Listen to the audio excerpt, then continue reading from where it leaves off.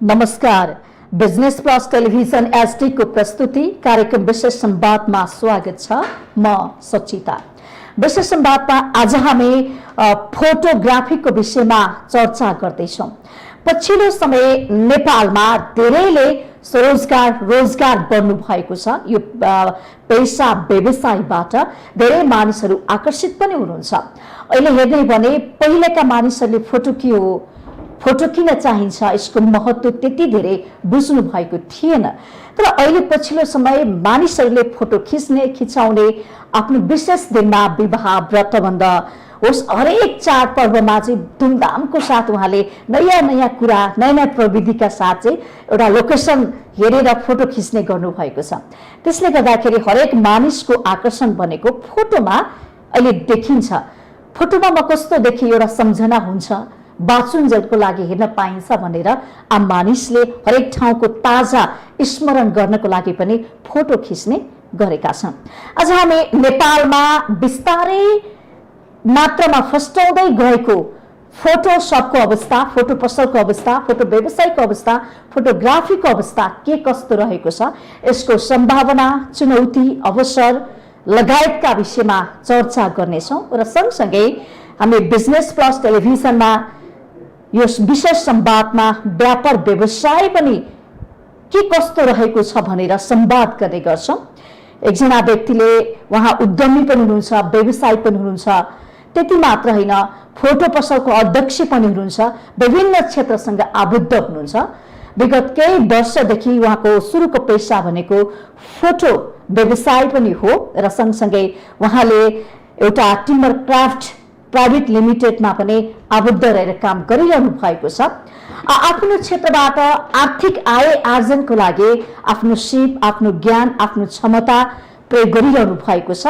यो के हो भने हरेक युवाहरू, युवतीहरू, हाम्रा जनशक्तिहरू पैसा कमाउनको लागि विदेश पलायन भइरहनु भएको छ।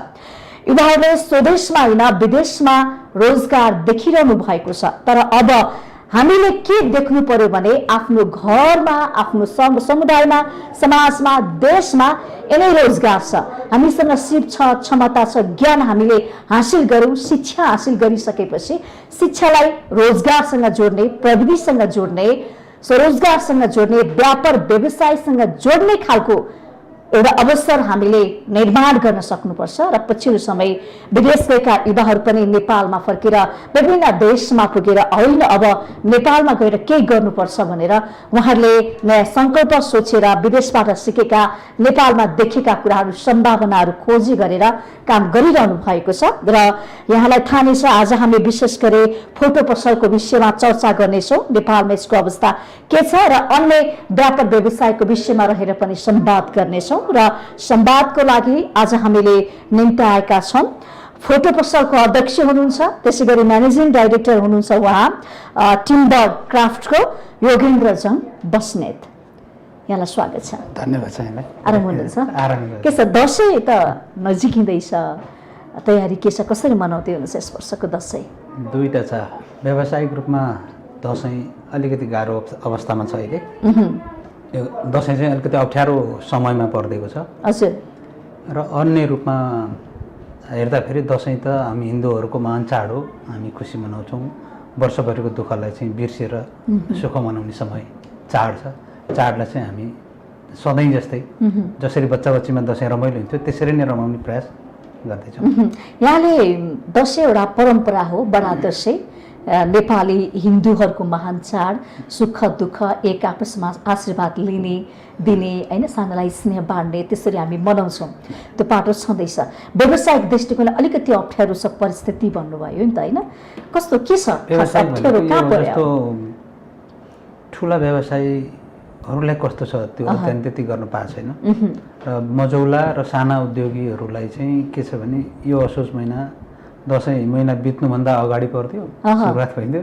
अनि ठ्याक्कै लकडाउन सकिएको र अहिले अन्तर्राष्ट्रिय स्तरमा पनि दोस्रो लहरको कोरोनाले चाहिँ भारी असर पारेको समयको कारणले गर्दाखेरि धेरै उद्यमीहरूलाई र मेटेरियल लिएर आउन नसक्ने, त्यस पछाडि आफ्नो उद्योगमा दसैँ अगाडि केही सामान बनाएर दसैँको लागि तयारी गर्नको लागि त नसक्ने अवस्थाले गर्दा अलिकति त्यहाँनिर चाहिँ मार परेको छ। र अर्को पक्ष चाहिँ तपाईँको यो दसैँ महिना अगाडि नै भएको कारणले अलिकति खर्च बढी हुन्छ साना उद्योगहरूलाई, होइन, धान्न खर्च हुन्छ, गाह्रो हुन्छ। दसैँमा त अलिकति फोटो सुट गर्ने, खिच्ने, अलिकति रमाउने, नयाँ नयाँ लुगा लगाउने, होइन, त्यो पनि त छ नि त, चाडबाडको रौनक दसैँमा त्यो चाहिँ छ। तर त्यो दसैँमा फोटो खिच्ने तपाईँ झन् अझ बढी काम पाउने दिन हो नि, होइन र? होइन हो, त्यो चाहिँ किनभने बिहे व्रतबन्धहरू अथवा यो चाहिँ चाडपर्वमा अलिकति बढी लगन हुन्छ, यो चाहिँ फोटोग्राफीले काम पनि पाउँछन्। त्यो सँगसँगै एउटा व्यवसाय भनेको त फोटोग्राफी भनेको धेरै व्यवसायहरूमध्येको एउटा व्यवसाय हो जसको लागि दसैँ अवसर हो, दसैँमा काम हुन्छ। तर अरू व्यवसायहरू दसैँमा चाहिँ त्यसरी फस्टिँदैन, जाँदैन। त्यही कारणले अन्य व्यवसाय हेर्ने पनि अलिक गाह्रो छ। फोटोग्राफी व्यवसाय, फोटोग्राफी गर्ने फोटोग्राफर साथीहरूलाई चाहिँ दसैँमा चाहिँ भ्याइ नभ्याइ नै हुन्छ।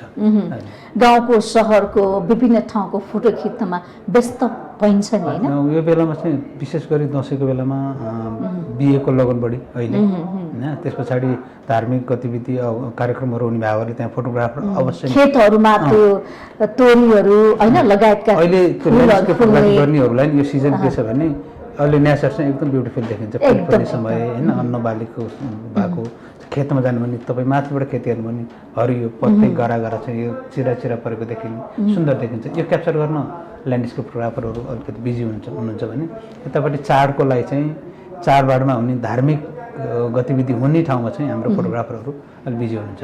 वास्तवमा यो फोटोग्राफीको विकास कसरी भयो, सुरुवात, होइन, यो के हो खास? अब यसलाई फोटोग्राफी विकास कसरी भयो भन्ने कुरालाई केलाउने भने त हामी 1827 भन्दा अगाडितिर जानुपर्ने हुन्छ, होइन। फोटोग्राफीको विकासमा यसमा एकदम धेरै विज्ञान मिसिएको छ। तर हाम्रो नेपालमा हेर्ने हो भने इतिहासलाई कोट्याउने भने अब राणा शासन भनौँ न, राणा कालमादेखि नै, जङ्गबहादुर राणाको शासनकालदेखि नै फोटोग्राफी सुरुवात भएको हामीले इतिहास पाउँछौँ। र त्यतिखेर के थियो भने एउटा खानदानी परिवारले फोटोग्राफर विदेशबाट लिएर आउने अनि आफ्नो चाहिँ फोटो खिच्ने राख्ने अनि त्यो चाहिँ एक किसिमको एकदम हाई लग्जरियस चिज थियो भने अहिले चाहिँ के भने सामान्यभन्दा सामान्य मान्छेले पनि फोटोग्राफी गर्न सक्ने भयो, सबैको पहुँचमा पुग्यो। अनि एकजना मान्छेको 5,000 क्यामेरा किन्यो भने उसले पनि फोटो खिचेर आफ्नो स्ट्रिप बनाउन सक्छ। यो चाहिँ अवस्थामा छ विकास, प्रविधिमा चाहिँ हामी अगाडि बढिसक्यौँ के, होइन। फोटोग्राफीमा प्रविधिमा मात्रै होइन, फोटोग्राफी नलेजमा पनि फोटोग्राफरहरू चाहिँ अगाडि बढिसक्यो। नयाँ डिजाइनहरू हामी भित्रिसकेका छौँ, नयाँ क्रिएसनहरू र नयाँ आइडियाहरू, नयाँ तरिकाले नयाँ धार समातेर आफ्नो व्यवसायलाई कसरी अलिकति उत्तम बनाउने, कसरी विदेशमा कसरी चलेछ त्यसलाई कसरी समाउने भनेर फोटोग्राफरहरू चाहिँ आफूले नै एग्रेसिभ भएर चाहिँ अगाडि बढ्नु भएको छ। तर यो चाहिँ खुसीको विषय छ। भनेपछि त्यसरी विकसित हुँदै आएको छ, होइन? नयाँ नयाँ कुराहरू भित्रेको छ, त्यसो भित्रेको छ। हिजोको जस्तो छैन हाम्रो, छैन हिजोको छ। अहिले तपाईँ किनभने आज कुनै पनि कम्पनीले फोटो खिच्नलाई हामी स्टुडियोमा पस्नु पर्थ्यो क्या पहिले, होइन?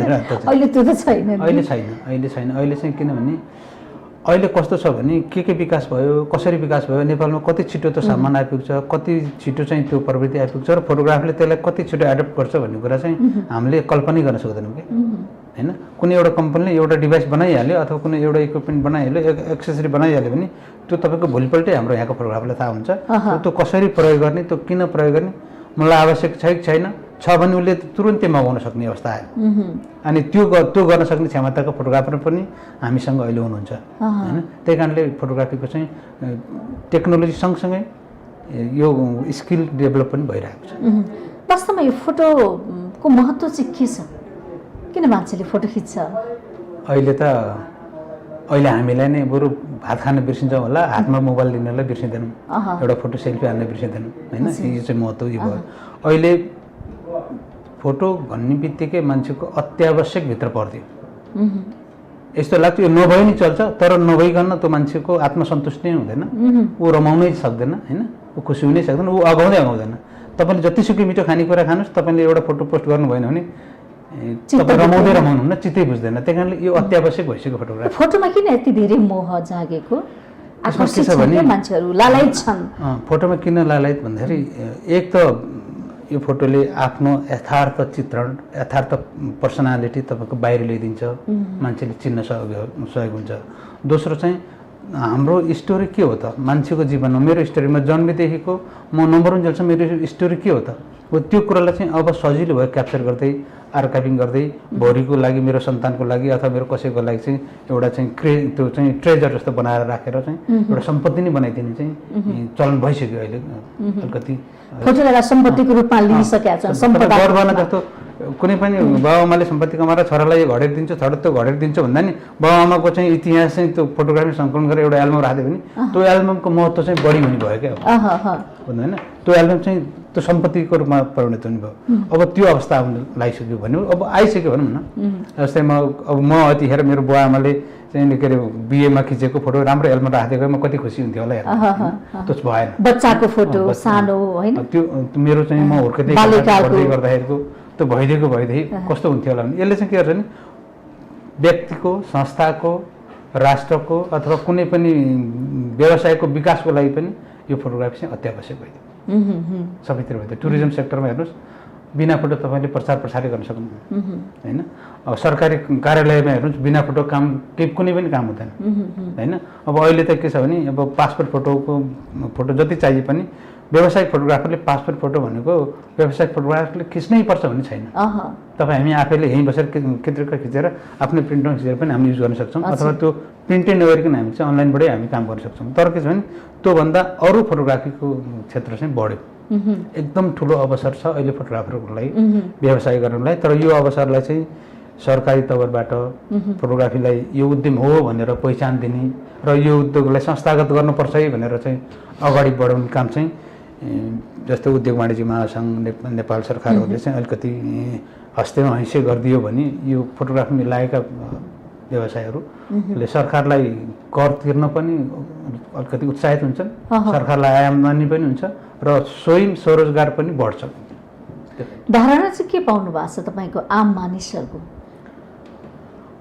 अहिले आजभन्दा केही वर्ष 10-12 वर्ष अगाडि चाहिँ फोटोग्राफी भनेको चाहिँ यस्तो सामान्य रूपमा जसले जसरी लिन चाह्यो त्यसरी लिन सक्छ भन्ने कुरा थिएन आज चाहिँ धारणा के छ भने मेरो पर्सेप्सन फोटोग्राफीमा अलग छ तपाईँको अलग हुन्छ होइन तर एउटा मान्छे जसले मोबाइल लिन्छ आफ्नो सेल्फी कहीँ गएको छ नयाँ ठाउँमा मन्दिरमा गएको छ मन्दिरमा सेल्फी हानेर कुनै गर्छन् उसको धारणा के हुन्छ भने सामान्य म कहाँ छु भनेर देखाइदिने हो आफ्नो परिवारलाई चाहिँ भनिदिने हो म यस्तो ठाउँमा सूचना दिने हो ठ्याक्कै समाचार नै हो उसको नाता गोता आफन्त साथी भाइ परिवार सबैलाई चाहिँ के हुन्छ भने उसले त्यो सूचना दियो प्रत्यक्ष कसैलाई भनिरहनु परेन फोन गरिरहनु परेन होइन त्यही कारणले त्यो एउटा धारणा भयो भने अर्को धारणा के छ भने अब यसलाई चाहिँ व्यवसायीकरण गर्नुपर्छ है भन्ने कुरा धारणा अब चाहिँ त्यो छ यसलाई अलिकति फरक धारमा लिएर गएर यसलाई व्यवसायिक रहर पुरा गर्ने अलिकति फोटो खिच्दाखेरि म कस्तो देखिन्छु भन्ने एउटा मान्छेको चाहना हुन्छ नि त्यो परिपूर्तिको लागि मात्र गरिन्थ्यो यसलाई चाहिँ आय आर्जनसँग जोड्नु पर्यो अब त्यहाँ कहाँ जोडिन्छ भने एउटा व्यक्तिले फोटो मलाई आफ्नो रमाइलोको लागि आफू राम्रो देखिनको लागि होइन अझ के अरे आफ्नो चाहिँ केही स्टोरी राख्नको लागि उसलाई चाहिँ फोटो आवश्यक छ नि त्यो आवश्यकता भनेको फोटोग्राफरको अपर्च्युनिटी भयो रोजगारीको अवसर त्यो रोजगारीको अवसर भनेको के भने सरकारले यसलाई संस्थागत गरेर यसलाई उद्यममा परिणत गर्न सक्यो भने अब त्यो फोटोग्राफरको चाहिँ पहिचान राम्रो हुन्छ उसले आफ्नो व्यवसायलाई बढाउन सक्छ र त्यो फोटो चाहिँ एकजनाले आज चाहिँ मेरो फोटो चाहिँ मेरो बच्चाको फोटो चाहिँ प्रत्येक वर्षको 1 वर्षको एउटा फोटो खिचेर राखौँ होइन 20 वर्षसम्मको 20वटा फोटो चाहिँ म बनाएर राख्छु भन्यो भने उसले त्यो चाह्यो भने त्यो धारणा चाहिँ सबै मान्छेमा आओस् भनेको त्यो आउने भने के भने यता व्यवसायीकरण हुने त्यही कारण यो धारणाहरू चाहिँ फरक फरक छ कसले एकदम इम्पोर्टेन्ट दिन्छ यसलाई होइन कसले चाहिँ यसले फोटोग्राफी भनेको चाहिँ मेरो मैले सुन किन्नुभन्दा फोटो खिचेर राख्नु हो भन्ने पनि मान्यता अहिले बढिसक्यो म हिरा जवाहरात तर फोटोप्रति धेरै नै मोह बढेको हामी देख्न सक्छौँ धेरै मान्छे चाहिँ एकदमै आकर्षित छन् कि जहाँ जानुहुन्छ एउटा फोटो त खिच्नुपर्छ भन्ने मान्यता छ होइन त्यो खिच्नै पर्छ भन्ने नै भइसक्यो एक त कम्पलसरी नै भइसक्यो अहिले हामीले यसो हेर्दाखेरि रमाउनलाई एकछिनलाई खुसी हुनलाई खिच्छन् जस्तो लाग्छ तर त्यो चाहिँ के भने अब कम्पलसरी भइसक्यो त्यो भएन भने उसले लाइफमा लिनुपर्ने इन्टरटेनमेन्ट गुमाइसकेको हुन्छ अहिले हरेक बजारमा हेर्नुहोस् पैसा कमाउने मात्रै ध्येयको मान्छेको छैन, रमाइलो गर्ने पनि छ। सकेसम्म के अरे 2-400 कमाउने मान्छेले पनि दिनको 2-400 कमाउने नि एक दिन बच्चालाई घुमाउनु लैजाउँ है भन्ने। अनि कहाँ घुमी के गर्ने भन्ने कुरा आफ्नो समाजले देखाउन चाहन्छ। कस्तो खालको लोकेसनमा फोटो खिच्ने हैन, अनि उसले छान्दै हुन्छ कहाँ जाँदा राम्रो हुन्छ, कुन ठाउँमा जाँदाखेरि चाहिँ म राम्रो ठाउँमा गएको चाहिँ सन्देश दिन सक्छु। यी कुराहरूले चाहिँ फोटोग्राफीलाई चाहिँ एकदम माथि पुर्याइदिएको छ, अवसर जुटाइदिएको छ। अनि यो के अरे अनि जब उसले आफूले आफ्नो सानो डिभाइसबाट खिच्छ उसको लागि के अभाव हुन्छ भन्दाखेरि क्वालिटीको फोटो अभाव हुन्छ। अनि त्यस पछाडि व्यावसायिक फोटोग्राफरले त्यहाँनिर उसको अपर्च्युनिटी बढेर जान्छ। अहिले नेपालमा कति छन् व्यावसायिक फोटोग्राफीहरू? नेपालमा त हाम्रो ठ्याक्कै फोटोग्राफर एसोसिएसन अथवा कुनै पनि त्यो सरकारी निकायहरूले त्यो ठ्याक्कै त्यो आँकडा निकालेको छैन। हाम्रो फोटोग्राफरहरूको सोसाइटीबाट हामीले आँकडा निकाल्दाखेरि लगभग पुरै नेपालमा 50,000 भन्दा बढीको हाराहारीमा फोटोग्राफीलाई समेटेर व्यवसाय गर्नेहरूको चाहिँ सङ्ख्या छ। त्यति 50,000 भन्दा बढीको सङ्ख्यामा चाहिँ क्यामेरा लिएर आफ्नै स्वरोजगार गर्ने व्यवसाय गर्ने फोटोग्राफर। त्यो त धेरै राम्रो हो। 50,000 भने धेरै राम्रो। आजभन्दा तपाईँको 15 वर्ष अगाडि साउथ एसियामा सबभन्दा ठुलो मार्केट र के अरे पपुलेसनको वाइज चाहिँ त्यो पपुलेसनको डेन्सिटी हेरेर फोटोग्राफी व्यवसाय हेर्दाखेरि साउथ एसियामा नेपाल चाहिँ तेस्रो स्थानमा थियो। आज त्यो आँकडा त्यति मैले पनि पाएको छैन आज के छ, तर त्यसकै हाराहारीमा छ भन्ने मलाई लाग्छ। फोटो खिच्ने भन्ने बित्तिकै मानिस त छँदैछ, अन्य जनावर पशु पक्षी लोपन उन्मुख जाति हुन सक्छ, ती ठाउँहरू गन्तव्यहरू लुकेका कुरा पनि तपाईँहरू देखाउनुहुन्छ नि हैन? फोटोग्राफीमा के छन् विधाहरू छन्, एकदम धेरै विधाहरू छन्। जस्तो ल्यान्डस्केप फोटोग्राफी गर्नेले अब ल्यान्डस्केपमा जान्छ, फ्यामिली पोर्ट्रेट गर्नेले फ्यामिली पोर्ट्रेट गर्छ, स्टुडियो गर्नेले स्टुडियो गर्छ, फोटो जर्नलिजम गर्नेले फोटो जर्नलिजम गर्छ होइन, अथवा चाहिँ के अरे कुनै चाहिँ प्रडक्ट फोटोग्राफी गर्नेले प्रडक्ट गर्छ। अनि यी चाहिँ विधाहरूभित्र परे जस्तो तपाईँले भने जस्तै चराचुरुङ्गी फोटोग्राफी गर्नेले बर्ड फोटोग्राफी मात्रै गर्छ, चराचुरुङ्गी किरा फट्याङ्ग्रा धेरै उसले फोटोग्राफी गर्छ होइन। वन्य के अरे जनावरहरूको फोटो खिच्नेले उसले आफै त्यहीँ रमाउँछ, जङ्गलमा आफै रमाउँछ, त्यहीँ फोटोग्राफी गर्छ होइन। कृषिको गर्नेले कृषि गर्नेले त्यही कृषिको सम्बन्धी सूचना दिएर यो धान कस्तो हो, धानको बाला कस्तो छ भनेर उसले प्रत्येक फरक फरक किसिमको धानको बालामा फोटोग्राफी गरिरहेको छ। अब त्यो चाहिँ उसले के देख्छ भने कुनै कृषि जहाँ चाहिँ उसले आफ्नो त मार्केट पनि देख्छ, अनि उसले त्यही मार्केट देख्ने बित्तिकै उसले त्यो विधामा फोटोग्राफी गर्छ। अब अहिले तपाईँको म्याटर्निटी फोटोग्राफी आयो होइन, चाइल्ड फोटोग्राफी आयो होइन। अब यी कुराहरू चाहिँ के छ भने के चाहेका छन् फोटो चाहने पब्लिकले, अनि फोटोग्राफीले त्यो विधालाई आफ्नो विधालाई आफैले चाहिँ क्रिएट गरेर जान सक्छ। नेपालमा बढी मात्रामा प्रचलित भएको विधा चाहिँ कुन हो? वेडिङ फोटोग्राफी बढी मात्रामा भनेको, बढी प्रचलित भनेको ल्यान्डस्केप भनेको चाहिँ एकदम बढी त्यो भूभागलाई नै चिनाउने भयो होइन। तर पैसाको लागि र धेरै फोटोग्राफर सहभागिता भएको क्षेत्र चाहिँ वेडिङ फोटोग्राफी। अब अहिले चाहिँ के छ भने त्यहाँ चाहिँ के भयो भने अलिकति पैसा पनि भयो होइन, अनि त्यहाँ चाहिँ त्यो चाहिँ तपाईँको के अरे धेरै टाढा जानु नपर्ने भयो। जस्तो माउन्ट एभरेस्ट फोटो खिच्यो भनेपछि त वहीँ पुग्नु पऱ्यो नि होइन। जस्तो वेडिङ गर्ने भनेपछि के भने सहरमा मात्रै आबद्ध हुनु भयो होइन। अनि त्यहीँ खिच्न पाएँ, घर अगाडि नै अथवा आफ्नो छिमेकीको फोटो खिचेर उसले पैसा कमाउनु पाएँ। त्यही कारणले वेडिङ फोटोग्राफीमा चाहिँ पैसा पनि छ र यो चाहिँ बढ्दै पनि गएको छ। अलिकति क्वालिटी दिन सक्यो भने फेरि हाम्रो कन्ज्युमरहरूले पैसा दिनलाई अलि अप्ठ्यारो मान्दैन। यसमा नयाँ नयाँ कुनै टेक्निक कुराहरू मिसिएका छन्, फरक छ वेडिङ फोटोसुटहरूमा? नयाँ नयाँ टेक्निक हजुर नयाँ नयाँ कुराहरू केही छ यसमा? हिजोको र आजको केही फरक छ? अनि धेरै छ। तपाईँको हिजो के थियो भने वेडिङ फोटोग्राफी गर्दाखेरि स्न्यापसट हुन्थ्यो, खालि जे देखिन्छ त्यो खित्रका गर्ने थियो होइन। अब आज चाहिँ के छ भन्दाखेरि क्रिएटिभ सर्ट चाहिन्छ क्या भन्छ, जस्तो पोस्ट वेडिङ भन्यो, प्री वेडिङ भन्यो होइन। अनि त्यस पछाडि हरेक विधिको तपाईँको त्यो इङ्गेजमेन्टदेखिको सिरियल्ली चाहिँ लास्ट दिनसम्म उपस्थित पनि तपाईँको हनिमुन गरेर सकेर आज फर्केर आउँदाखेरि पनि उनीहरूलाई चाहिँ त्यतिको चाहिँ त्यो एउटा इभेन्ट भएपछि मात्रै त्यो वेडिङको स्टोरी सकिन्छ है भन्ने कुरा त्यो आइसक्यो। त्यही कारणले यसमा चाहिँ छ थुप्रै छ, अलिक फराकिलो हुँदै गएको छ। फराकिलो हुँदैछ। यसमा चाहिँ के भने एक्सक्युज दिन्छ, कुनै अब पहिला पोजिङ गराएर फोटोग्राफी गर्ने थिएन। अब अहिले चाहिँ के छ भने एक्सक्युज दिएर पोजिङ गराउने होइन, खेल्दै गरेको बुढाबुढी खेल्दै गरेको अथवा श्रीमती चाहिँ रमाउँदै गरेको, नरमाए नि रमाउँदै गरेको भान पारेर त्यो एक्सक्युज दिएर फोटो खिच्छ। त्यो क्रिएसन भनेको भने वेडिङ फोटोग्राफरसँग त्यो माइन्ड सेट भयो क्या मैले यसरी गरेँ भने सृजनात्मक रचनात्मक त्यो भयो, कुराहरू त्यो भयो। भित्रिएका छन् नयाँ नयाँ अनि कुराहरू त्यही कारणले त्यसले पनि अब वेडिङ फोटोग्राफीको मूल्य बढी लिन पायो ओहो। र त्यो नयाँ क्रिएटिभ भएको कारणले वेडिङ गर्ने अब दुला मान्छे पनि आकर्षित हुने भए होइन ओहो त्यो चाहिँ हो कतिको रुचाएका छन् अनि रुचाएको छन् यो चाहिँ एकदम व्यापक छ तपाईँको अहिले यदा कदा के छ भने डिमान्ड बढेको छ त्यसो डिमान्ड चाहिँ भए एकदम बढेको छ एकदम हाई छ अहिले तपाईँको नेपालमा प्रोफेसनल्ली वेडिङ फोटोग्राफी गर्ने फोटोग्राफरहरूलाई कामको खाँचो छैन उनीहरूले म सक्दिनँ नि भ्याउँदिनँ नि भन्नुपर्ने अवस्था छ त्यो छ त्यति धेरै डिमान्ड छ बजारको माग अनुसार हामीले पुरा गर्न अझ सकेका छैनौँ त्यही कारणले यसमा सरकारले पनि सहयोग गर्नु पर्यो होइन त्यो डिमान्ड पुरा गर्नको लागि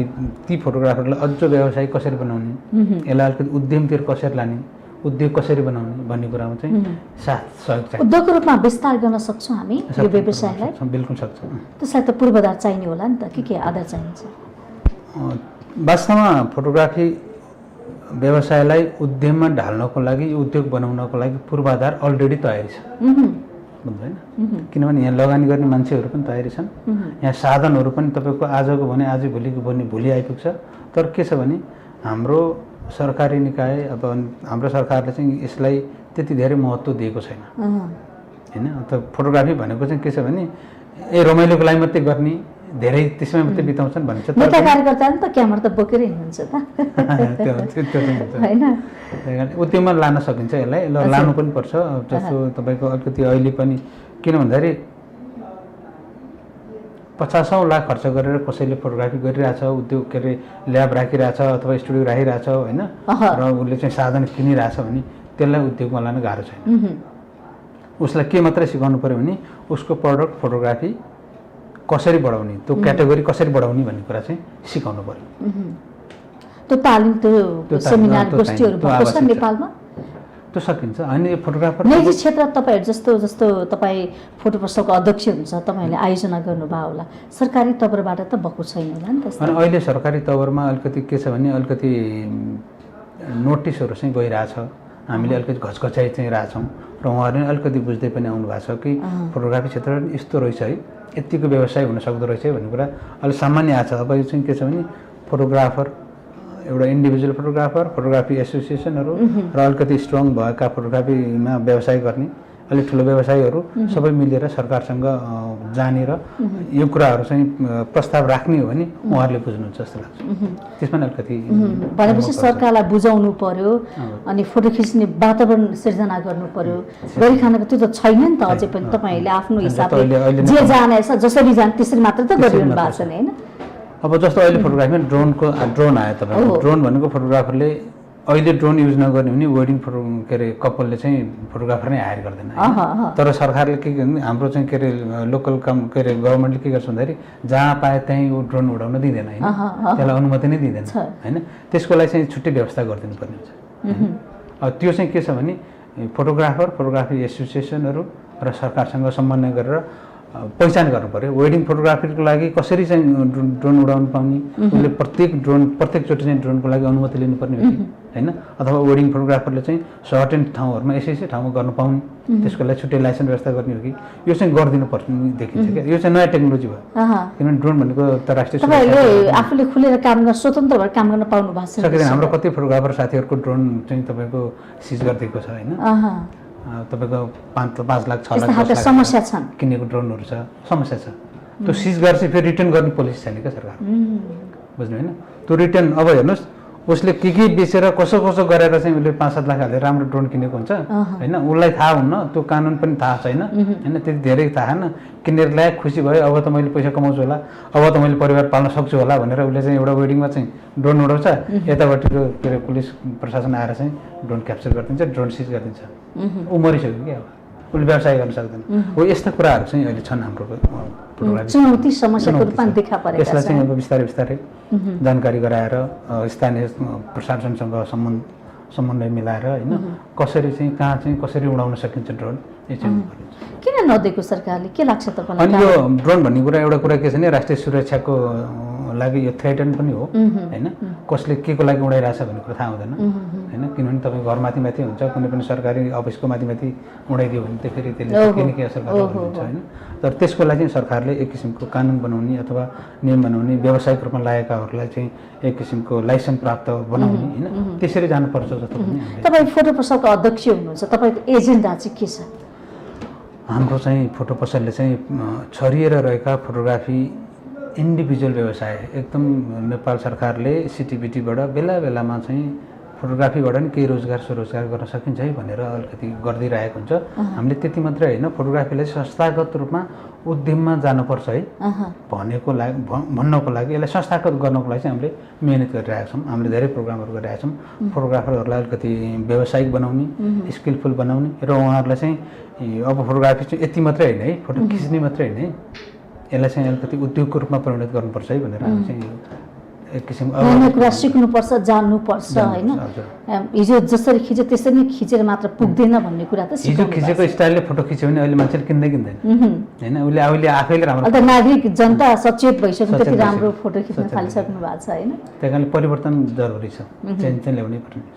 फोटोमा विकृति छ कि छैन? के छ? विकृति छ, किनभने जुन कुनै पनि क्षेत्रमा विकृति छ त्यो विकृति कम गराउने होइन, ठ्याप्पै रोक्ने भनेको त सम्भव देखिँदैन होइन। तर के छ भने हामी सचेत भयौँ, हामी अलिकति अवेरनेस गराउन सक्यौँ भने त्यो विकृति चाहिँ कम गर्न सकिन्छ। त्यही कारणले नि फोटो पसलले के गर्छ भन्दाखेरि हामी फोटोग्राफरको एउटा फोटो जर्नलिजममा एउटा एथिक्स हुन्छ भने फोटोग्राफीमा पनि एथिक्स हुनुपर्छ यस्तो हो है भनेर हामी सिकाउँदै पनि हिँड्छौँ होइन। हामी के अरे कानुन के छ, नियम के छ होइन, योहरू पढेर त्यसले चाहिँ कति छुन्छ फोटोग्राफरलाई, कतिसम्म अगाडि बढ्न सक्छ फोटोग्राफर, कहाँ रोकेको छ कानुनले, यी कुराहरू चाहिँ हामी अध्ययन पनि छौँ। तपाईँ तालिम पनि दिनुहुन्छ है फोटो सम्बन्धी? फोटोग्राफी के दिनुहुन्छ, खास के सिकाउनुहुन्छ? फोटोग्राफी भनेको हामीले बेसिकदेखि एडभान्ससम्म सिकाउँछौँ। त्यसमा हुन्छ जस्तो हामीले अब म लगायत 5-7 जना भएर हामीले 2 वर्ष अगाडि सिटिबिटीमा एउटा इन्टरमिडिएट कोर्सको गऱ्यौँ, बनायौँ, कोर्स बुक बनायौँ। त्यो अब सिटिबिटीमा आधिकारिक रूपमा चाहिँ इन्टरमिडिएट फोटोग्राफी गर्नको लागि त्यो बुक चाहिँ युज हुन्छ होइन। त्यो चाहिँ बेसिक भयो भने अब हामीले डिप्लोमाको लागि पनि त्यो बुक रेडी गर्दैछौँ, तयारी गर्दैछौँ त्यसको लागि। र फोटोग्राफीमा चाहिँ हरेक कुरा टेक्नोलोजी अनि यसलाई कसरी के अरे खिच्यो भने फोटो खिच्यो भने हामीले एक्स्ट्रा रेभेन्यू जेनेरेट गर्न सकिन्छ भन्ने कुराहरू देखेर बिजनेस जोडेर स्किल, फोटो खिच्ने स्किल र व्यापार गर्ने स्किल दुईटैलाई जोडेर जानुपर्छ भनेर हामीले चाहिँ सिकाउँछौँ। रोजगारीको अवसरको कुराहरू तपाईँहरू सिकाउनु? हजुर सिकाउँछौँ। कतिको आकर्षित पाउनुभयो? तपाईँ त देशभरि नै जानुभयो होइन। जस्तो हामीले यही अस्ति शनिबार दाङमा हामीले फोटोग्राफी ट्रेनिङ गरायौँ, 1 दिने वर्कसप गरायौँ। त्यो वर्कसप चाहिँ के थियो भने फोटोग्राफी स्किल डेभलप र मार्केट सर्वे होइन। अब हाम्रो मार्केट चाहिँ कहाँ छ त, हामी कहाँ मार्केटिङ गर्न जान सक्छौँ फोटोग्राफरले भन्ने कुरा चाहिँ हामीले चाहिँ त्यहाँ चाहिँ सिकायौँ। हाम्रो मार्केट चाहिँ यो छ है, हामी यहाँ यसरी खोज्न जान सक्छौँ भनेर हामीले सिकायौँ होइन। त्यो भनेको के हो भने कसैले के भन्छ एउटै मात्रै आजभन्दा 20 वर्ष अगाडि जहाँ मार्केट देखाएको थियो, जे जस्तो टाइपको फोटोको मार्केट देखाएको थियो उसले त्यही मात्रै गरिरहेको छ भने उसलाई अब अलिकति ब्रोड माइन्ड गराइदिनु पऱ्यो कि अलिकति फराकिलो गरेर सोच्नु पऱ्यो। हाम्रो मार्केट त्यहाँ पनि छ है, हाम्रो मार्केट चाहिँ यो ठुल्ठुलो व्यापारी घरानामा पनि छ है, हाम्रो मार्केट चाहिँ सरकारी सङ्घ संस्थानहरूमा पनि छ है होइन, हाम्रो मार्केट चाहिँ इन्डिभिजुअल घरमा नै छ है भनेर देखाउने काम चाहिँ गऱ्यौँ। हजुर, यो खालको तालिमहरू सिकाइरहनु भएको छ। हामी दुईटै जोडेर सिकाउँछौँ। फोटो पसलले गर्छन् एउटा फोटोग्राफी स्किल पनि सिकाउँछ भने अर्को बिजनेस स्किल पनि सिकाउँदैछ। अहिले नेपालको सन्दर्भमा कुरा गर्ने भने पुरुषको तुलनामा महिला चाहिँ अलिक कम भयो हो कि अलिक पुरुष आकर्षित भए जस्तो? त्यो एकदम पक्यो, कानुनले तोकेको ठाउँमा त 33% महिला हुनुपर्छ भन्ने ठाउँमा त पुर्याउन सकेको छैन कतिपय ठाउँमा, पोलिटिक्समा नि हेर्नु होइन। तर अहिले फोटोग्राफीमा हेर्ने भने चाहिँ कसैको पनि त्यो के अरे इनिसिएसन बिना नै महिलाहरू अगाडि सरेर आउनु भएको छ कि फोटोग्राफी गर्नलाई। क्यामेरा भिरेर आउनुहुन्छ। जस्तो हामीले अस्ति दाङमा जाँदाखेरि हामीले 5-7 जना महिला फोटोग्राफर हुनुहुन्थ्यो। पुरुष फोटोग्राफरहरूभन्दा महिला फोटोग्राफरहरूले चाहिँ आफूले नजानेका कुरा सोध्न अग्रसर, सिक्न अग्रसर होइन, यति धेरै चाहिँ के अरे चासो दिएर आउनुभएको देख्दा चाहिँ अब महिलाहरू पनि धेरै गाउँ पनि के अरे अब हामीले गर्न सक्छौँ है पुरुषहरूले भनेर आइसक्नु भएको छ। त्यो चाहिँ देखेको छु। आम्दानीको हिसाबले हेर्ने भने कमाउन सकिन्छ के छ? सकिन्छ, एकदम बिल्कुल सकिन्छ, ढुक्कले सकिन्छ। तपाईँको एउटा फोटोग्राफरले आफैले मात्रै फोटोग्राफी गरेर एउटा 5-6 जनाको परिवारलाई पाल्नको लागि फोटोग्राफी गरेर केही दुःख छैन, गाह्रो छैन। हामीले घरमै परिवारको साथमा बसेर सकिन्छ। घरमै जस्तो विदेश जानु पर्दैन। म 7 वर्ष अमेरिकामा फोटोग्राफी गरेर आएँ। मैले 7 वर्ष एक किसिमले 7 वर्ष गुमाएँ। अर्कोतिर हेर्दाखेरि 7 वर्ष मैले केही सिकेँ भन्ने कुरा होइन। मैले अमेरिका छोडेर आएँ, छोडेर आएर मैले यहीँ गरेँ।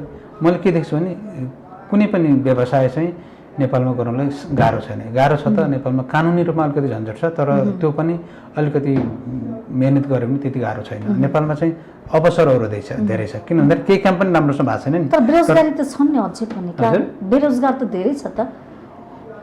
अब हामीले अहिले बाहिरबाट हेर्दाखेरि बेरोजगार देखिन्छ। कुनै पनि एउटा कम्पनीमा कामदार चाहियो भने नेपालमा कामदार पाइँदैन। हेर्नुहोस् है, यो कस्तो यो बाजिएको छ, विडम्बना छ क्या, बुझ्नु होइन। जस्तो मान्नुहोस् एउटा उद्योगमा मैले चलाइरहेको उद्योग छ टिम्बर क्राफ्ट, मेरोमा 50 जना कामदार चाहिन्छ। मैले 50 जना कहिले पनि पाएको छैन होइन। म जहिले नै 8 जना कामदार चाहिँ म सर्टेजमा छु।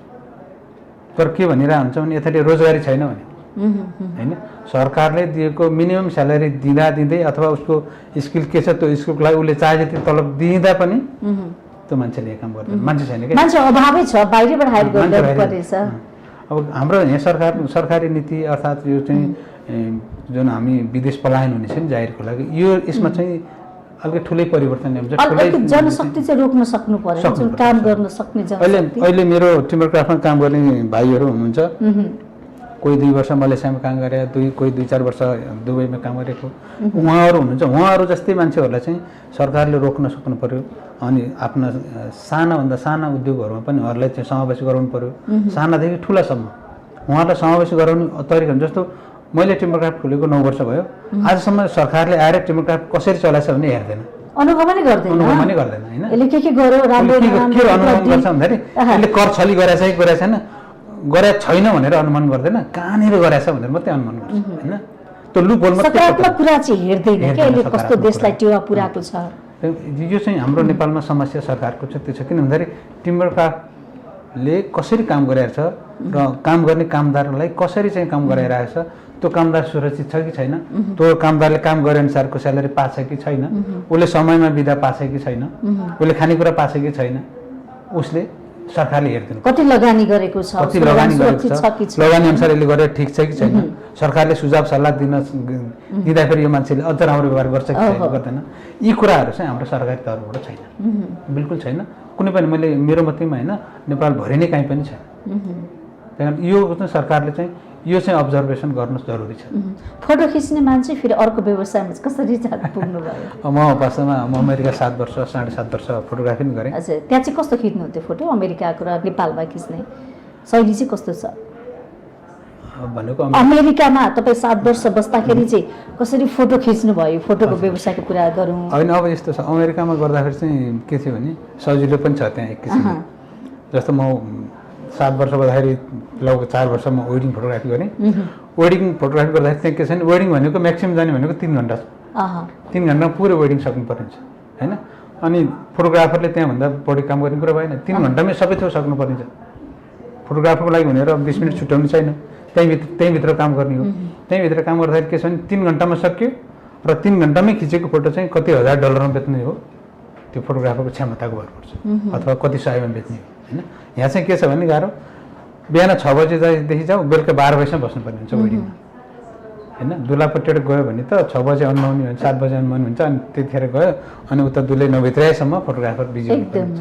यो दुःख चाहिँ के छ भने हाम्रो फोटोग्राफरहरू 1 स्किलफुल पनि छन्, 2 दुःख गर्न सक्ने क्षमताका छन्, र 3 आफू हाइटेक बन्न पनि सक्ने छन्। त्यही कारणले उहाँहरू भारी बोकेर जानुहुन्छ होइन। त्यही कारणले त्यसको चाहिँ मूल्य चाहिँ पाइरहनु भएको छैन, अझै पाइरहनु सक्नु भएन।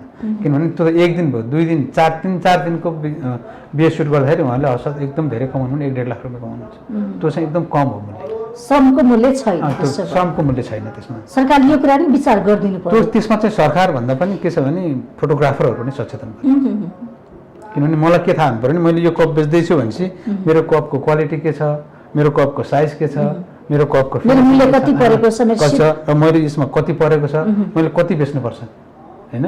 कतिमा बेच्नुपर्छ धेरै र पनि यो कसले गर्नु किन्छ भन्ने भएन, पनि थाहा पाउनु ठिक्क पर्यो। आफूलाई हुने खालको होइन। यतिकाले यो चाहिँ अलिकति व्यावसायिक हुनुपर्छ भन्ने कारण त्यो त्यो प्रति चाहिँ अब फोटोग्राफी आफै सचेत हुनु अहिले पर्यो। सचेत हुँदै आउनु भएको छ फोटोग्राफर। कोभिडको असर त पर्यो होला नि त है? कोभिडको असर पर्यो स्टुडियो फोटोग्राफरहरूलाई सबभन्दा बढी मारमा परे। तर कोभिडले के सिकाइदियो भने अब कसरी जानुपर्छ भन्ने कुरा सिकाइदियो, अबको धार के हुनुपर्छ भन्ने सिकाइदियो होइन। र अब व्यवसाय गर्नु पनि अब हामीले चाहिँ अनलाइनबाट व्यवसाय गर्न सकिन्छ है भन्ने कुरा पनि सिकाइदियो। अब हामीले कस्टमर खन्नलाई घरमै जानु पर्दैन है भन्ने कुरा पनि सिकाइदियो। यसले के गर्यो भने यसले झन् बढी ऊर्जा पैदा गरिदियो कि धेरै जस्तो। नयाँ कुरा दियो, असरमा अवसर सृजना अहिले तपाईँको लकडाउन अगाडि र लकडाउन पछाडि हेर्नुभयो भने फोटोग्राफरहरूमा लगभग 80% फोटोग्राफरहरूले वेबसाइट खोलिसक्नुभयो क्या अहिले व्यावसायिक रूपमा लाग्नु। उहाँलाई त्योभन्दा अगाडि वेबसाइट अथवा यो सोसियल मिडियाहरूमा कसरी विज्ञापन गर्ने, किन गर्ने, यीहरू त्यति धेरै चासै थिएन उहाँलाई। लकडाउनले के गराइदियो भने यो अब अनलाइन चाहिँदो रहेछ, किनभने सरकारले भने केही तिर्नुपर्ने पनि अनलाइनबाट तिर है, ब्याङ्कबाट तिर होइन। कोरोना लाग्छ क्यास युज नगर भने नि त। क्यास युज नगर्ने भने के भने त्यो प्रवृत्ति चेन्ज गर्ने भने हो नि। त्यो प्रवृत्ति चेन्ज गर्नलाई फोटोग्राफरहरू सक्षम भइसक्यो। त्यो माध्यम पनि चेन्ज भयो नि त। हामीले विदेशी लेभलका फोटोग्राफीहरू नेपालमा पाउँछौँ निर्धक्क तरिकाले। त्यो सिप, त्यो क्षमता, त्यो ज्ञान अनि भयो। अहिले नेपालमा कुनै पनि के अरे उच्च लेभलका मान्छेहरूले एकदम राम्रो फोटोग्राफर चाहन्छु भन्यो भने विदेश जानु पर्दैन, यहीँ छ। त्यो क्वालिटीको हामी फोटो दिन सक्छौँ होइन। छ। अब यसलाई मात्र हामीले उद्योगको रूपमा विस्तार र विकास गर्नु पर्यो, प्रवर्धन गर्नु पर्यो, प्रचार गर्नु पर्यो। प्रचारको सूचनाको कमी छ नि त होइन? छैन, सूचना कमी छैन। छैन, पुगेको छ यो मेसेज त सबैको कान-कानमा पुगेको छ। तर के छ भने यसलाई अलिकति म्यानेजमेन्ट गर्नुपर्ने, व्यवस्थापनको पाटोमा। हजुर हजुर। यसलाई व्यवस्थापन गर्नलाई फेरि एकजनाले सक्दैन, एउटा संस्थाले सक्दैन। राजनीतिक तवरबाटै हुनु पर्यो। राज्यको तवरबाट र फोटोग्राफीको समूहबाट दुइटै हातमालो गऱ्यो भने यसलाई सजिलो छ। यसमा त अब पहल गर्नु पर्यो नि त। तपाईँहरूले आवाज उठाउने, कुरा राख्ने हो, त्यही पहलको लागि प्रस्ताव गर्ने हो होइन? अब यो के रहेछ भने म तपाईँलाई एउटा भन्छु, नगरकोटको टुरिज्म सेक्टर विकास कसरी भयो भन्ने कुरामा मलाई एकजना पर्यटन व्यवसायीले भन्नुहुन्थ्यो। त्यो एउटा हातमा कोदालो बोकेर एउटा के अरे मोटरसाइकल एक साइडमा कोदालो राख्ने अनि मोटरसाइकल लिएर जाने, उहाँको चाहिँ होटल छ होइन।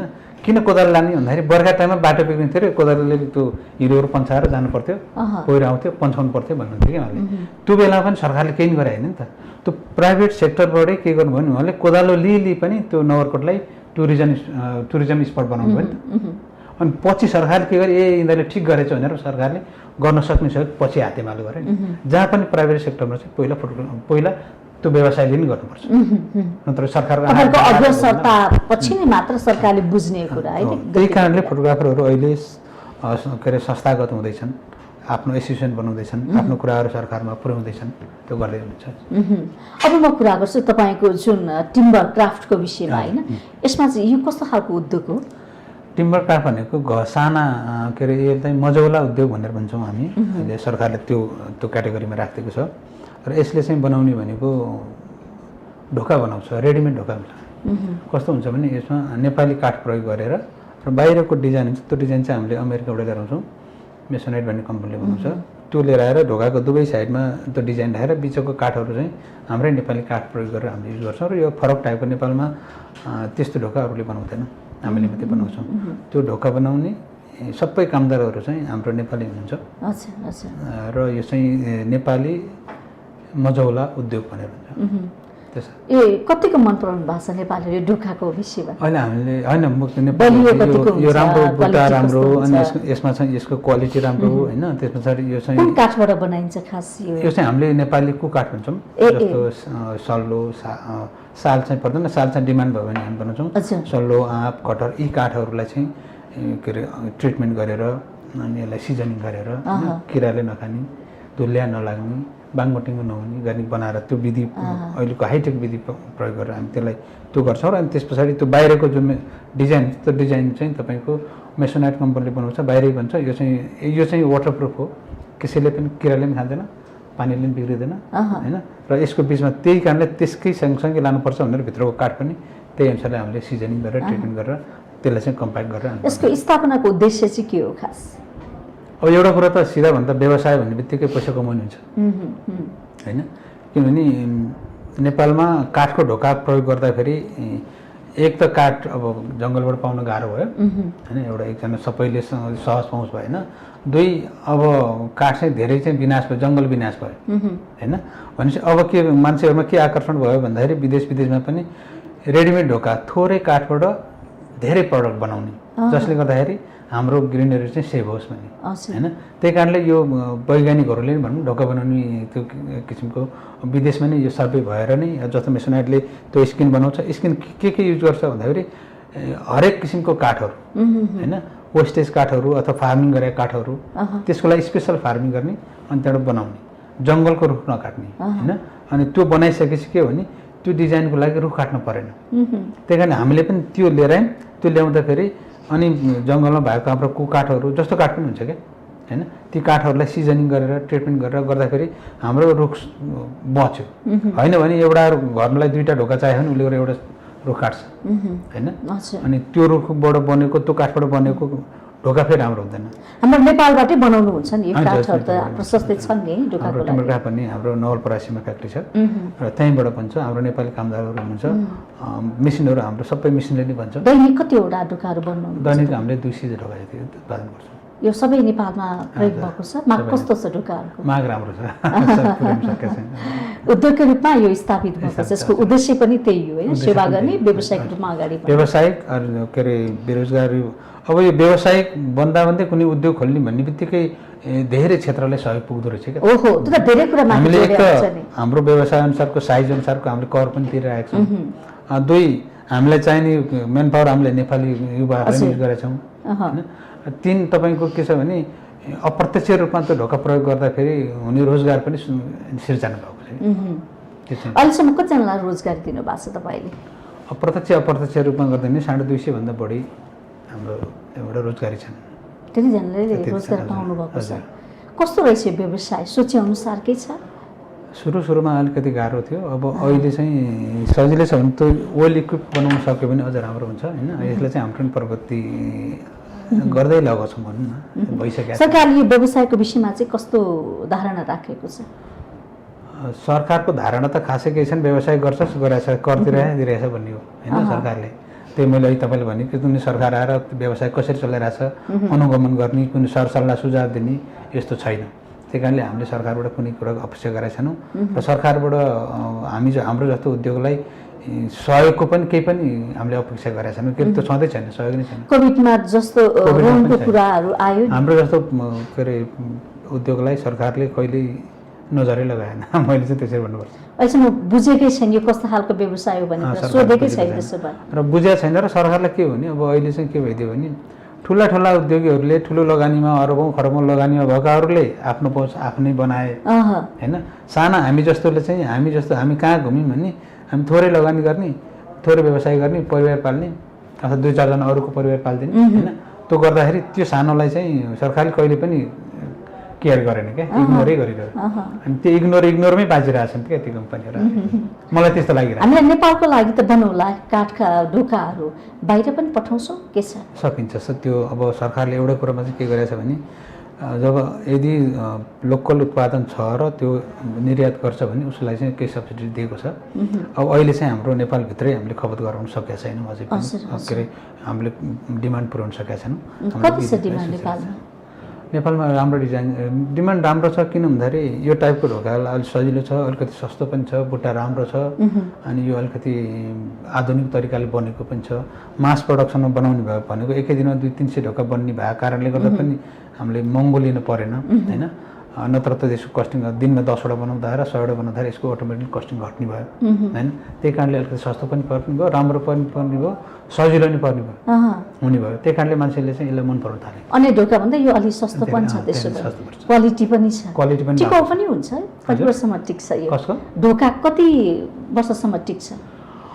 अब हामीले त के हुन्छ भने त्यो घर रहेसम्म रहन्छ है यो ढोका भन्छ। त्यसमा आयु हुन्छ। 2-4 चिजहरूमा अलिकति सतर्क हुने भने यो ढोका चाहिँ तपाईँ घर रहेसम्म रहन्छ। घर भनेको त 50-60 वर्ष रहने भन्छौँ हामी होइन। तर 50-60 वर्ष आरामले टिक्छ यो घर भने यो ढोका चाहिँ। त्यही कारण यसमा के हुन्छ भने तपाईँको सबै यो के अरे जस्तो काठ सिजनिङ गर्ने, अनि त्यो काठलाई चाहिँ मेसिनले एक्चुअल साइजमा निकाल्ने, अनि त्यसपछि यसलाई चाहिँ किराले खान नखाने, अनि धुल्या नलाग्ने, बाङगुटिङ्गो नहुने, बाहिरबाट कसैले पनि अट्याक गर्न नसक्ने कुनै पनि चिजले के अरे किराहरू अथवा यस्तो चिजहरूले चाहिँ त्यो बाहिरको मेटेरियल एट्याक गर्न सक्ने हुने बित्तिकै के भने यसलाई अलिकति जतन गर्ने हो भने यो घरबारसँग रहन्छ। अनि फेरि बिस्तारै बिचमा केही मिस्टेकले केही भइहाल्यो भने यसलाई चेन्ज गर्नलाई त्यति धेरै महँगो परेन। नेपालमा कति छन् त यस्ता उद्योगहरू के तपाईँको? होइन, अहिले यो टाइपको ढोका बनाउने चाहिँ हाम्रो मात्रै हो। अब अहिले प्लाइ फ्याक्ट्रीहरू छन्, उहाँहरू हुनुहुन्छ, उहाँहरूले चाहिँ प्लाइ बनाउनुहुन्छ। प्लाइ सँगसँगै अब ढोका पनि बिक्री हुन्छ भनेपछि अहिले सिएनसी गरेका ढोकाहरू आउँछन् प्लास्टिक टाँसेका, ती ढोकाहरूको फेरि छुट्टै मार्केट छ। तपाईँको यस्ता उद्योग खोल्ने कुनै योजना छ आगामी दिनमा? हाम्रो योजना छ नयाँ खालका? होइन भने नयाँ खालका मैले मेरो चाहिँ अहिले यही उद्योग चाहिँ यसलाई नै बढाउँ भन्ने छ। होमवर्क गरिदिरहेको छु। यसलाई त विकास र विस्तारको लागि त अब तपाईँले पनि त सहकारी गर्नुपर्ने होला नि त, अरूसँग पनि, सरकारसँग पनि। अब कस्तो छ भने अब यो भनेको मैले भने चाहिँ यो मजौला उद्योगभित्रै पऱ्यो। हामीले सहकार्य गर्ने भनेको चाहिँ र मेटेरियल्सको लागि हो। र मेटेरियल भने हाम्रो र मेटेरियल मेन भनेकै काठ हो। काठलाई कसैसँग सहकार्य गरेर केही पनि नहुने कुरा बुझिसक्यो। काठमा चाहिँ के छ भने अलिकति बढी राजनीति छ, अलिकति बढी बिचौलिया छ। चाहिने कुराहरू त हामीले रोप्नु पनि पर्यो नि त, बोट बिरुवाहरू। होइन, यसमा एउटै कुरा के छ भने नेपालमा ढोका बन्दैछ भने विदेशबाट आउने ढोकालाई चाहिँ सरकारले के गर्न सक्छ भने एक्स्ट्रा कर लगाइदियो भने नेपालको ढोकाहरू अलिकति बढी खपत हुन्छ। भनेपछि विदेशी ढोकाले हस्तक्षेप गरेको देखियो? विदेशबाट अहिले आइरहेको कुन कुन देशबाट आइरहेछ? होइन, ढोका भन्ने बित्तिकै कुनै पनि ढोका आओस् कि नेपाली ढोकालाई असर परिहाल्छ। होइन, मैले बनाउने ढोकै आउनुपर्छ मलाई असर गर्न भन्ने होइन। विदेशबाट ढोका आउने बित्तिकै नेपालमा बनेका ढोकाहरू मैले नबनाएँ नि मेरो ढोकालाई असर नगर्ने अर्को ढोकालाई त असर गर्यो होइन। नेपालले बनेको अर्को ढोकालाई त असर गर्यो नि होइन। त्यही कारणले के गरिदिनुपर्छ सरकारले भन्दाखेरि अहिले त हुन त अस्तिको बजेट उसमा पनि आछ कि नेपालमै बनेका उत्पादनहरूलाई अलिकति बढी महत्त्व दिने र बाहिरबाट आएको फिनिस प्रडक्टहरूलाई एक्स्ट्रा कर लगाउने भन्ने कुरा छ। यो कुरा लागू भइदियो भने अझ सजिलो हुन्छ। नेपाली वस्तुको प्रवर्धन प्रयोगमा वृद्धि चाहिँ हुन्छ होइन? सरकारले त्यो कुरा विचार गरेको छ? त्यसो भए बाहिरी वस्तुहरू चाहिँ अस्तिको त्यो जुन अस्ति अर्थमन्त्रीले जुन लिएर आउनुभयो अधिवेशनबाट त्यो बजेट, त्यसमा भनेका कुराहरू सरकारले लागू गर्यो भने व्यवसायहरू हामी जस्तो व्यवसायहरूलाई त्यसले राम्रो गर्छ। यो सरकारसँग आश छ तपाईँहरूलाई? अब सरकारको पनि सायद अब चाहिने सरकारलाई नै हामी पब्लिक नै होला होइन। हामीले जसले गर्छ त्यसैलाई होला हामीले भोट हाल्ने होइन, हामी जस्तै सबैले। तपाईँहरूको विषयमा चाहिँ गम्भीर भएको पाउनु भएको छ कि छैन? होइन, अहिले यो बजेट भाषणले चाहिँ हामीले चाहिँ सोचेका छौँ हामी जस्तो सानो उद्योगहरूले चाहिँ हामी यहीँ बन्नेहरूले हामीलाई चाहिँ के हुन्छ भने थोरै इन्डियाबाट ढोकाइदिँदा विदेशबाट ढोकाइदिँदैन हामीलाई असर गर्छ। तर त्यो कुरामा बाहिरको ढोकालाई कति कर बढाइदिने बित्तिकै ट्याक्स बढाइदिने बित्तिकै के हुन्छ नि हामीले चाहिँ त्यही मूल्यमा बेच्न पायौँ। हामीले बेच्दाखेरि हामीसँग उनीहरूले मूल्यमा कम्पिटिसन गर्न सकेन भने बजार त त्यो 2 रुपियाँ सस्तो जान्छ त्यहाँ किन्छ नि त बजारले त फ्री मार्केट छ नि त ग्लोबलाइजेसन त होइन। त्यही कारणले त्यो गर्न सक्ने क्षमता चाहिँ सरकारको कारणले हामीसँग बढ्छ। त्यो चाहिँ राम्रो। अब कार्यक्रमको अन्त्यमा छौँ हामी। हाम्रो उद्देश्य भनेकै नेपाली वस्तुलाई प्रवर्धन गर्ने, माया गर्ने र प्रयोग गर्ने नै हो होइन? तपाईँ आम दर्शकलाई के भन्न चाहनुहुन्छ? म त के भन्छ नेपाली उत्पादन प्रयोग गरौँ, नेपाली वस्तुको प्रयोग गरौँ र नेपाली आय आर्जनमा टेवा पुर्याउँ। त्यही भन्न चाहन्छु। यहाँ अरू त खासै समयको लागि यहाँलाई धेरै धेरै धन्यवाद। तपाईँलाई पनि धेरै धेरै धन्यवाद। फोटोग्राफी र टिमोग्राफीको बारेमा जानकारी दिनलाई तपाईँले यहाँ बोलाइदिनु भयो, सहयोग गरिदिनु भयो।